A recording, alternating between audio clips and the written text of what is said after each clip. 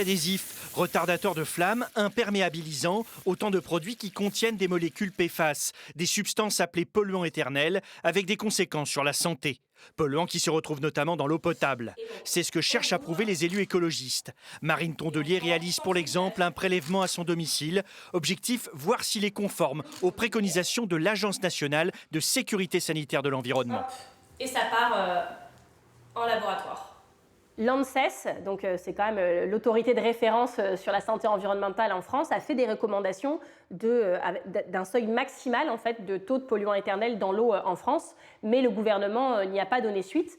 Ce qu'on souhaite comme mesure, premièrement, évidemment, c'est d'arrêter d'en larguer en continu dans l'environnement. Donc il faut interdire la présence de ces molécules dans plein d'utilisations.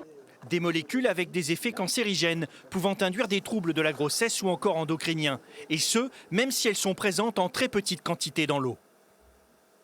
C'est des molécules qui sont actives biologiquement à des concentrations très très faibles. C'est ce qui d'ailleurs pose le problème principal, c'est-à-dire que ces composés, on les retrouve dans des concentrations très faibles dans l'environnement.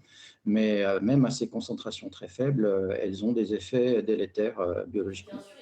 Avec son passé industriel, la région est mauvais élève en termes de présence des PFAS dans l'eau courante.